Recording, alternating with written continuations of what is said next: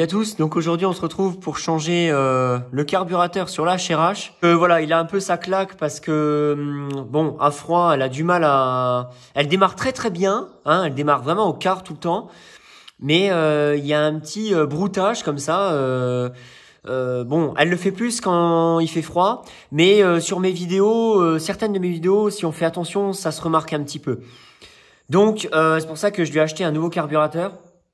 Bon, alors c'est pas un carburateur d'origine, mais c'est exactement le même. Je vais changer la pièce là. Je sais pas en fait, je sais pas du tout comment ça s'appelle cette pièce. C'est la pièce qui est entre le carburateur et le filtre à air. Et en fait, c'est le seul truc qui est un peu mal fait sur cette machine, c'est qu'en fait la pièce, il y a un petit boulon là, un écrou de, il me semble que c'est du 10. On a la vis qui vient se mettre au-dessus. Là ici, bon désolé, c'est un peu au-dessus, mais elle vient se mettre là-dedans et bam, elle vient se visser dans l'écrou. Le problème, c'est que l'écrou, en fait, il est à moitié foiré.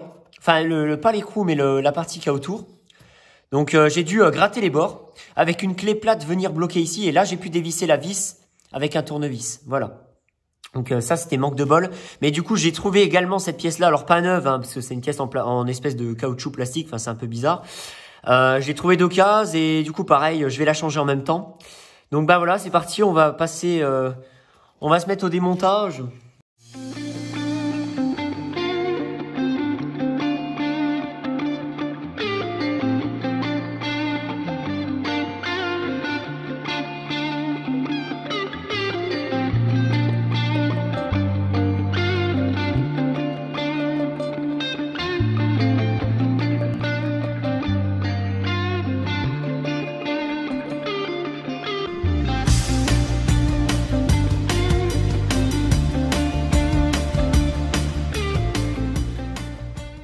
On ne se rend peut-être pas bien compte en accéléré, mais j'ai vraiment bien galéré à virer les tiges de régulation du carburateur.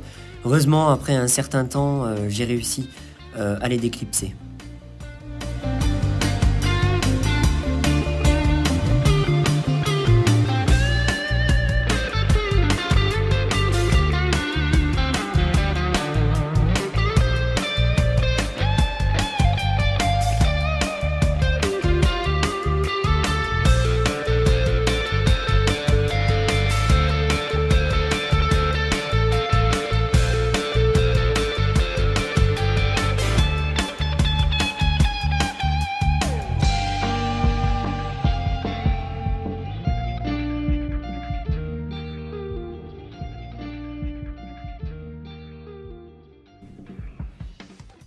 Bon, là, une transition un peu rapide, je mets en place le nouveau carburateur. Et j'aurai également galéré à remettre en place les tiges de régulation.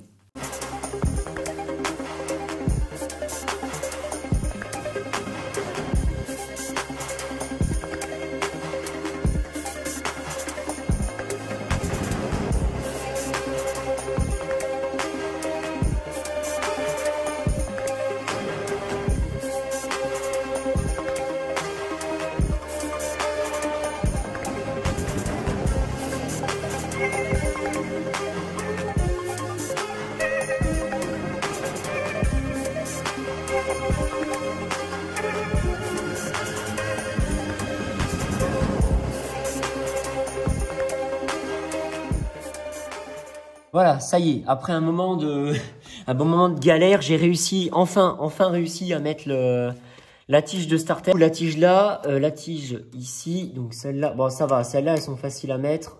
Là il faut juste, hop, mettre dedans. Normalement on fait ça et ça rentre dedans, voilà. Celles-là, elles sont bien plus faciles à mettre. J'ai remis la durite, le clip durite, le bout ici. Ok, donc ça c'est comme ça. Et là on a la fameuse pièce, vous voyez celle-là. Voilà, celle-là, elle est nickel. Alors, oui, alors c'est une pièce, celle-là, elle est pas neuve, mais elle est en bon état. Bon après, l'endroit là s'use vite, hein. Vous voyez que normalement c'est comme ça. Donc moi, sur la pièce que j'avais dessus, j'avais dû gratter tous les bords, vous voyez. L'écrou, en fait, au bout d'un moment, le plastique, il travaille, ça fait plus frein et on peut plus visser la vis dedans. Donc c'est ça qui est un peu embêtant. Mais bon, du coup, c'est une pièce à serrer modérément. Je remonte le reste des pièces que j'ai dû démonter pour changer le carburateur.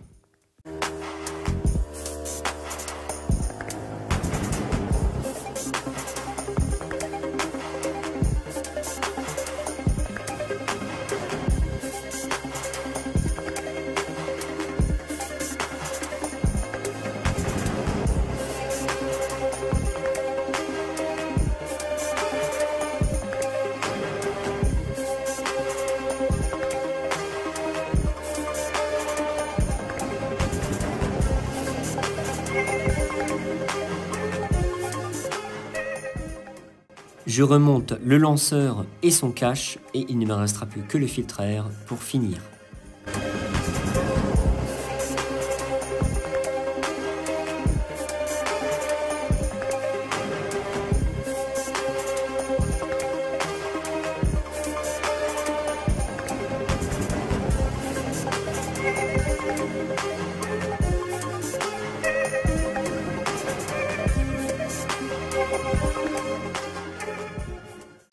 Voilà, donc je remets de l'essence fraîche et puis on se retrouve.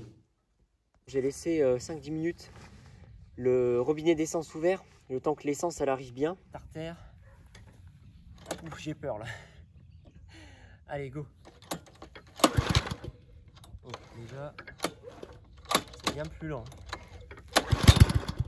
Ah, bon, déjà elle a du mal à démarrer, d'accord.